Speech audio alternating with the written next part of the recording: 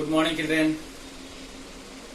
As we have finished with significant figures, I have told you how to apply the concept of significant figure in addition and subtraction and multiplication and division. You have to follow that in your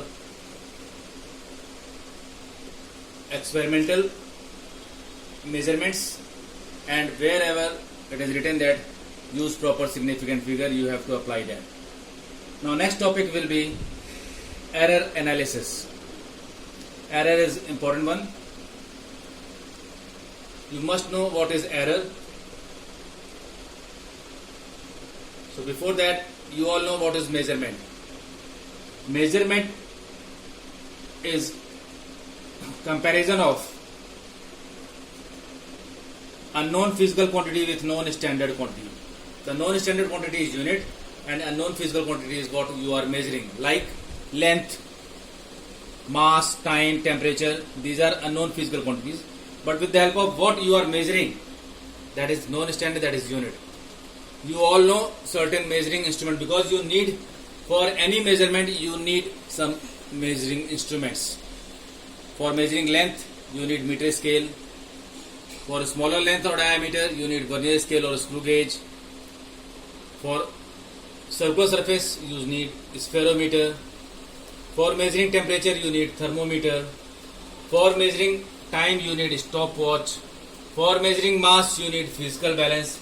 So in all you need some measuring instrument for any measurement. And when you are measuring something with the instrument, there has to happen some mistakes,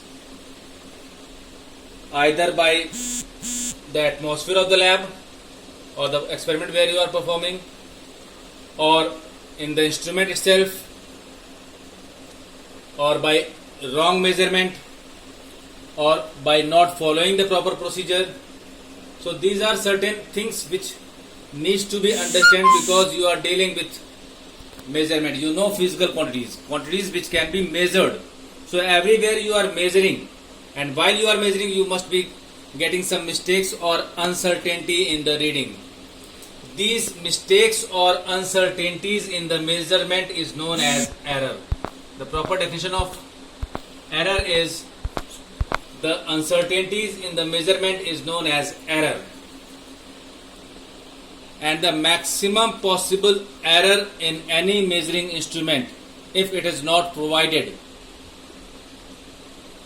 will be the least count of the instrument.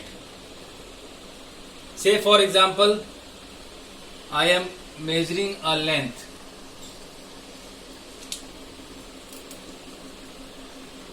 On a centimeter scale. This is A, this is B. Now, this is the scale. 0. This is 1.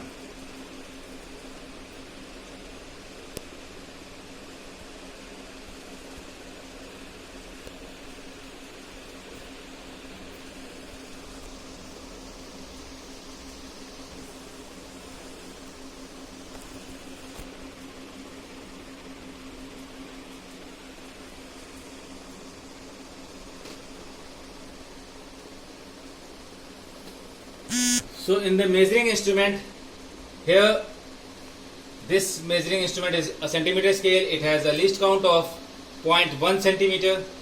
That is, you can measure least is 0.1. So here what will you read this value? This value is found to be 1.2.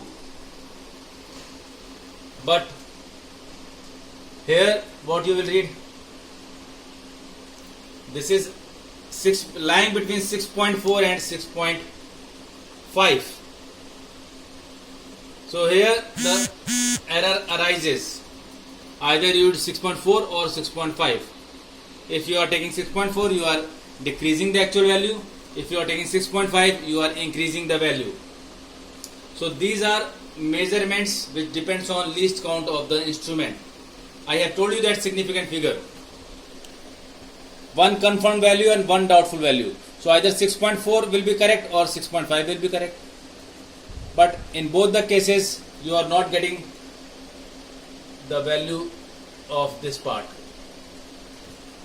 So this gives you an error. So you all must know what is the least count.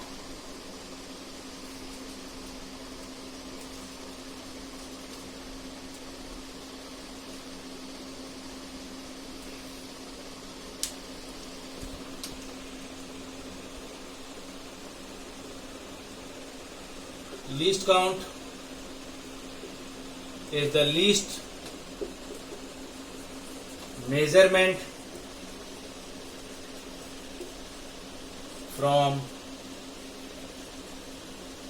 any instrument.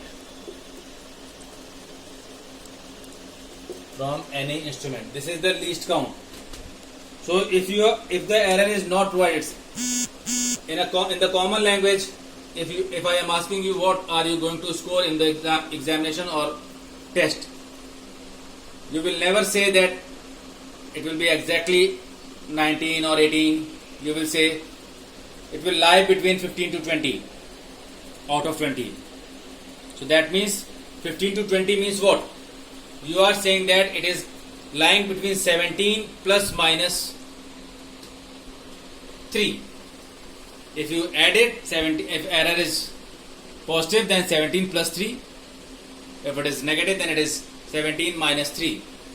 So it is lying between 14 and 20. So error is any uncertainty in the measurement, and if the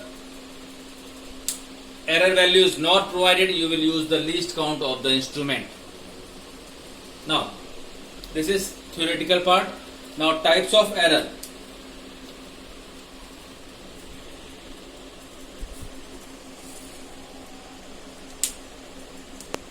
Now, types of error. Basically, there are two types of error. First one is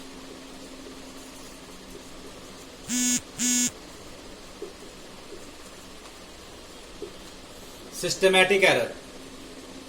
Systematic error means error in the system of measurement. Error in the system of measurement.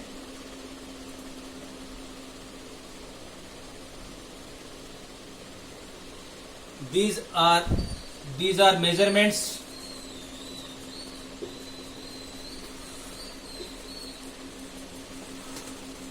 measurement error lying on one direction. One direction means either positive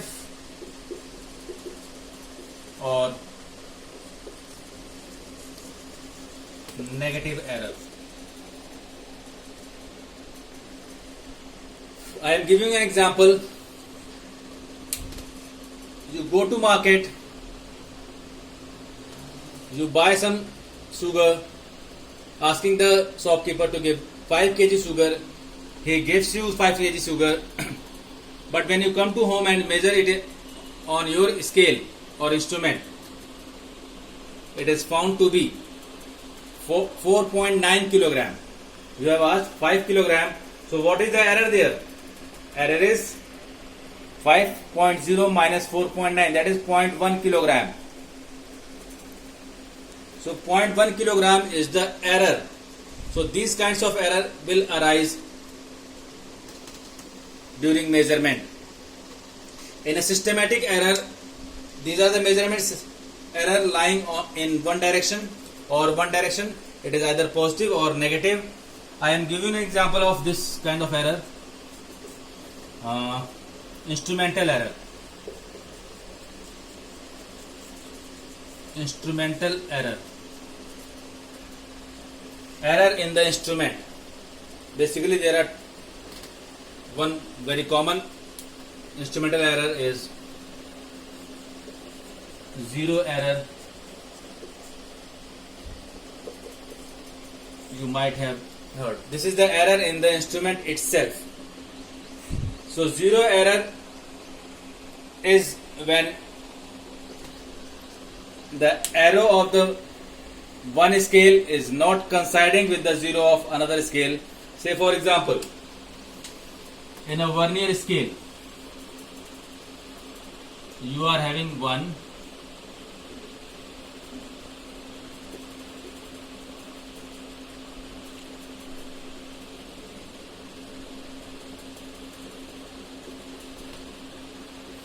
this is the main scale and this is the vernier scale.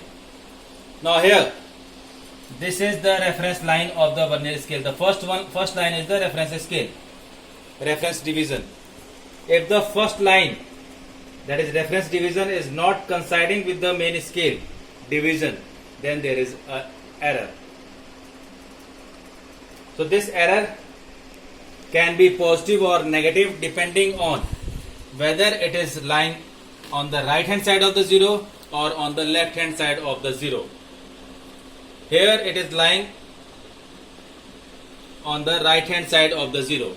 So this is a zero error. This zero error, because this is in the off condition. This is in the off condition. That is, off condition means jaws are combined, joined, no object is placed. In that case, if the vernier scale 0 is not coinciding with the 0 of main scale, then there is 0. Say for example, at your home, some of you might have kept your watches 5 minutes fast or 10 minutes fast. What is that? As you measure the time, say for example you are measuring the time at 10:10 and your watch is 10 minutes fast. So you conclude that it is not 10:10, it is only 10. What you have done? That 10 minutes faster means you are having a positive error, positive zero error. So this 10 minutes should be subtracted in getting the corrected value. So 10 becomes 10 in a watch which is 10 minutes faster, and if it is 10 minutes slower, then you have to add that 10 minutes. So this is the zero error in the instrumental error. One more error is there in instrument, that is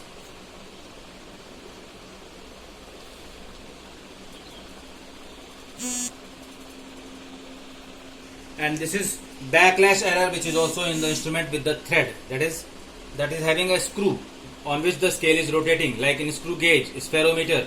So these backlash error cannot be removed, so you have to change the instrument, but there in zero error you have to apply the correction, suitable correction. So systematic error can be minimized by applying suitable correction.